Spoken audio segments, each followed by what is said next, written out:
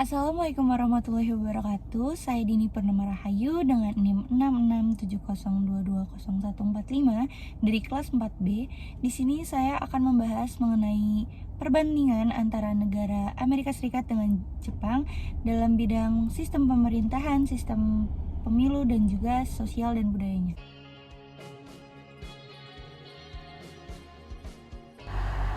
USA Amerika Serikat atau yang secara umum lebih dikenal dengan negara Amerika adalah sebuah negara yang terletak di bagian tengah benua Amerika Utara. Amerika ini merupakan negara federal yang dimana terdapat dari 50 negara bagian, 5 wilayah luar negeri dan 1 distrik federal. Luas keseluruhan wilayah negara ini adalah sebesar 9.826.675 km persegi. Berdasarkan luasnya tersebut, Amerika Serikat adalah negara terbesar keempat di dunia setelah Rusia, Kanada, dan Tiongkok. Amerika Serikat berbagi perbatasan darat dengan negara Kanada di bagian utara dan dengan Meksiko di bagian selatan. Selain itu, negara Amerika juga memiliki perbatasan laut dengan Bahama, Kuba, dan Rusia. Jumlah populasi penduduk Amerika ini sendiri pada pertengahan tahun 2022 ini diperkirakan mencapai 332.832.651 jiwa. Penduduk Amerika ini didominasi oleh kelompok etnis kulit putih dengan presentasi sekitar 61%, kulit hitam adalah kelompok etnis minoritas terbesar dengan presentasi sekitar 12%, disusul oleh kelompok etnis Asia sebesar 6%. Sementara untuk penduduk asli Amerika itu, orang Indian memiliki presentasi paling rendah yaitu sekitar 1,1% dari seluruh populasi negara dan sisanya adalah warga keturunan atau kelompok etnis campuran. Menyampaikan mengenai sistem pemerintahan yang ada di negara Amerika Serikat itu sendiri. Sebelumnya, negara Amerika Serikat ini merupakan negara yang federal yang dimana tergabung bersama 50 negara bagian, di mana tiap negara bagian itu dipimpin oleh gubernur jenderal. Amerika Serikat ini pada pembagiannya itu sendiri kekuasaannya itu menggunakan trias politika dari Montesquieu yang dimana mencakup ada yang namanya pemerintahan eksekutif, legislatif, dan juga yudikatif dengan kewenangan tegas di antara ketiganya itu dan juga mempunyai kinerja yang seimbang di antara ketiganya itu juga ada yang namanya dikenal dengan sistem check and balance. Landasan dari negara Amerika Serikat itu sendiri itu yaitu konstitusi di Amerika Serikat itu sendiri itu dari sistem demokrasi yang dimana memberikan kebebasan kepada seluruh rakyat yang ada di Amerika Serikat itu sendiri dan juga elemennya dalam berpartisipasi aktif di pemerintahan negara Amerika Serikat itu sendiri. Amerika Serikat itu sendiri juga memiliki 6 prinsip demokrasi yang dimana yang pertama itu masyarakat itu seluruhnya diharuskan menerima hukum yang memang diberlakukan di Amerika Serikat. Yang kedua itu hak berpolitik minoritas itu harus dilindungi di setiap wilayah di Amerika Serikat itu sendiri. Jadi hak-hak berpolitik minoritas itu sangat-sangat dilindungi oleh pemerintahan di Amerika Serikat. Yang ketiga itu di mana masyarakat itu diharuskan menyetujui sistem hukum yang emang sudah diberlakukan di negara Amerika Serikat itu sendiri. Kemudian yang keempat ada kebebasan untuk memberikan opini dan pendapat yang tidak dibataskan oleh pemerintah dari negara Amerika Serikat sendiri. Kemudian yang kelima ada yang namanya prinsip rakyat itu seluruhnya memiliki kedudukan yang memang setara di mata hukum. Jadi tidak ada masyarakat yang terlihat mayoritas maupun minoritas dalam setiap kegiatan proses politik atau pemerintahan di negara Amerika Serikat. Kemudian yang terakhir yaitu prinsip di mana pemerintah itu hadir untuk memberikan pelayanan kepada masyarakat karena mereka itu berasal dari masyarakat. Dari keenam prinsip yang dijalankan oleh negara Amerika Serikat ini itu memiliki pengaruh penting kepada kinerja dari ketiga lembaga pemerintahan di Amerika Serikat. Jadi selanjutnya saya akan menjelaskan mengenai trias politika kekuasaan pemerintahan yang ada di negara Amerika Serikat itu sendiri. Yang pertama itu ada yang namanya kekuasaan eksekutif, di mana kekuasaan eksekutif ini berkedudukan oleh presiden, di mana presiden itu sendiri itu mempunyai tanggung jawab besar terkait keberlangsungan proses kenegaraan, pengambilan kebijakan, di mana dalam penarikan keputusan itu presiden ini dibantu oleh para menteri dan juga staf ahli gedung putih. Lembaga eksekutif ini mempunyai 15 departemen, yang dimana tiap-tiap departemen itu dipimpin satu orang menteri atau biasa disebut dengan secretary office. Presiden juga di sini bertindak sebagai pelaksana undang-undang dan juga pemegang otoritas tertinggi angkatan bersenjata atau US Army Leader. Kemudian tidak cuma 15 departemen yang tadi saya sebutkan saja yang dapat membantu presiden, tetapi juga di mana ada puluhan lebih agensi yang dimana berdiri di bawah otoritas departemen yang tadi. Misalnya itu ada NASA, CIA, FBI, dan lain-lainnya. Kemudian yang kedua ada yang namanya kekuasaan legislatif, di mana lembaga legislatif di Amerika Serikat ini disebut dengan Kongres dan terdiri dari dua bagian, yaitu ada House of Representatives dan juga Senate. Semuanya ini memiliki jumlah 535 members dengan rincian total House of Representatives itu berkisar 435 members dan Senate itu 100 member. Fungsi dari lembaga kekuasaan legislatif itu sendiri adalah merancang undang-undang untuk kemudian dibentuk menjadi national law. Di samping tugas tersebut, ada tugas lain mengenai lembaga eksekutif, yaitu melakukan pengawasan pada kinerja presiden dan juga lembaga eksekutif. Yang ketiga mengenai kekuasaan yudikatif. Supreme Court merupakan mahkamah tertinggi yang di bawahnya merupakan peradilan atau mahkamah federal, di mana ada yang namanya judicial review kepada undang-undang serta kebijakan pemerintah yang diresmikan, yang bisa menjadi pemberian kontrol untuk mengawasi pemerintah saat menjalani kebijakan tersebut. Esensi dari Mahkamah Agung dan institusi yudikatif ini dituangkan pada konstitusi yang menjelaskan bahwa negara Amerika Serikat itu sendiri didirikan atas hukum, di mana perlu ditaati dan juga dijalani oleh seluruh warga negaranya. Di mana hal ini tuh telah dijadi kerangka awal dari adanya fungsi tiga lembaga tadi yang dikhususkan bagi instansi yudikatif itu untuk diperuntukkan dalam menegakkan hukum. Negara Amerika Serikat ini berdiri dengan tujuan untuk membuat kesejahteraan yang merata. Oleh karena itu, hukum sebagai pemisahan dari beragam kebebasan berdemokrasi di Amerika yang memiliki peran penting dalam kehidupan sosial bermasyarakat. Kemudian selanjutnya yang akan saya bahas mengenai sistem pemilu di Amerika Serikat. Sistem pemilihan umum di Amerika Serikat ini didominasi oleh dua partai, yaitu Partai Republik dan juga Partai Demokrat. Partai Republik ini yaitu partai yang konservatif, sementara Partai Demokrat ini yaitu lebih ke liberalis.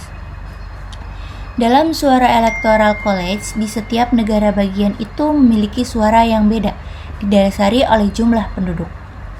Dalam perebutan suara dari kandidat yang dicalonkan, harus minimal mendapatkan 50% plus 1 suara untuk menjadi presiden yang baru. Pemilihan menentukan pilihan di level negara bagian, bukan di level nasional. Tetapi, tidak menutup kemungkinan seorang kandidat itu memperoleh suara di level nasional. Semua negara bagian mempunyai undang-undang yang memperbolehkan pemenang menerima seluruh suara elektoral. Oleh karena itu, kandidat yang memperoleh suara terbanyak di setiap negara bagian akan memenangkan seluruh suara electoral college di negara bagian tersebut. Warga negara Amerika Serikat itu berusia di atas 18 tahun mempunyai hak untuk memilih dalam pemilihan presiden yang diadakan setiap 4 kali setahun. Tetapi, beberapa negara bagian telah mengeluarkan undang-undang yang mengharuskan pemilih memberikan tanda pengenal sebelum mereka dapat memilih. Aturan-aturan ini seringkali disahkan oleh politisi Partai Republik yang mengatakan bahwa mereka perlu melindungi pemilu dari penipuan. Akan tetapi, Partai Demokrat menuduh Partai Republik itu menggunakan peraturan tersebut untuk menekan pemilih miskin dan minoritas yang tidak dapat menunjukkan identitas seperti surat izin mengemudi. Tujuan dari sistem pemilu ini adalah untuk menjaga sentimen nasional sekaligus memastikan bahwa seorang yang memiliki kemampuan analisis untuk beradaptasi atau SDM yang baik itu dan bertindak sesuai dengan situasi terpilih sebagai presiden. Selanjutnya mengenai bentuk kultur sosial budaya di Amerika Serikat. Budaya sosial di Amerika Serikat adalah yang terbaik dan individualistik, yang memanfaatkan konsep American Dream dengan mengharapkan kehidupan sosial yang baik dan menyenangkan. Kebanyakan orang-orang Amerika Serikat itu berusaha untuk mencapai tujuan tanpa keraguan. Kebudayaan Amerika Serikat ini terdiri dari beberapa culture yang berasal dari Eropa, khususnya Inggris dan Spanyol, serta kebudayaan Indian. Amerika Serikat memiliki banyak culture yang berasal dari negara-negara Eropa, seperti berbahasa Inggris, teater Broadway, dan juga film Hollywood. Tidak hanya berdasarkan culture dari negara Eropa saja, kemudian ada juga yang namanya kebudayaan Indian Amerika yang terdapat seperti ada topi khas Indian atau gaya rambut mohawk. Budaya Amerika Serikat juga memiliki kebiasaan yang unik, seperti memakan roti seperti hamburger atau hotdog, ayam goreng, kacang polong, pai apel, dan makanan mengandung keju dan juga daging. Selain itu, Amerika Serikat juga memiliki tradisi yang unik, seperti Thanksgiving, di mana Presiden Amerika Serikat itu memperjelas kalkun pada acara keagamaan tahunan. Budaya Amerika Serikat juga memiliki kebiasaan yang berbeda dengan Indonesia, seperti kehormatan waktu dan individualisme yang terlihat dari kebiasaan harian.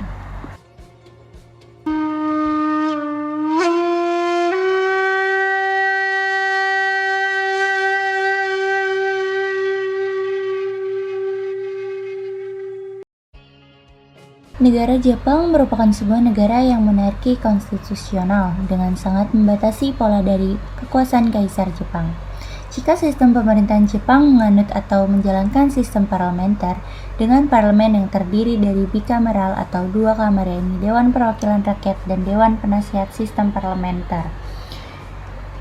Pada sistem ini sama dengan negara seperti Belanda dan juga Inggris.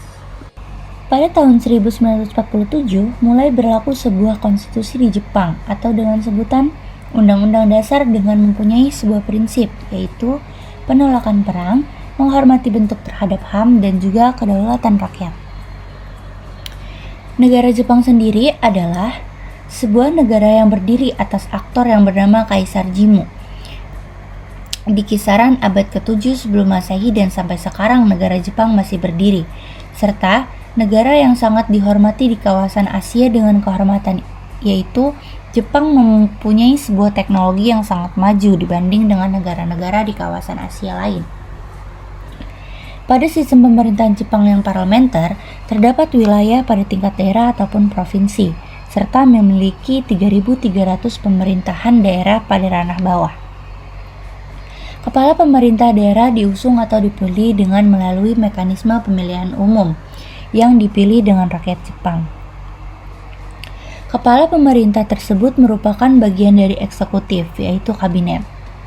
Di ranah konstitusional ini terdapat sebuah kemandirian yang dijalankan dari 3 aspek badan pemerintahan, yaitu badan legislatif atau kis emotikon dengan sebutan diet atau parlemen, lalu eksekutif yang terdiri dari anggota kabinet, serta badan yudikatif yang berguna untuk menjalankan fungsinya, yaitu sebuah pengadilan hukum Jepang yang kekuasaannya berada di Mahkamah Agung atau MA. Dengan jabatan dari kepala negara yaitu berada pada kaisar, dengan kedudukan kaisar yang seperti ini atau sebagai kepala negara ini akan tetapi cuman hanya seremonial atau simbol balaka. Hal ini tuh terjadi karena seorang kaisar itu sudah ditetapkan aturannya dalam asas yang terutang pada Undang-Undang Dasar yang mempresentasikan bentuk dari persatuan rakyat. Selanjutnya mengenai sistem pemilihan umum di Jepang. Sistem pemilihan di Jepang merupakan hasil dari perpaduan dua metode yang berbeda, yaitu pemilihan tunggal anggota atau SMD dan pemilihan proporsional atau PR, yang dimana dirancang untuk mencapai representasi yang seimbang antara individu dan juga partai politik. Dalam pemilihan tunggal anggota, Jepang ini dibagi menjadi beberapa daerah pemilihan, di mana setiap daerah memiliki satu anggota parlemen. Kandidat yang bertarung dalam sistem ini dapat berasal dari partai politik atau bertindak sebagai independen.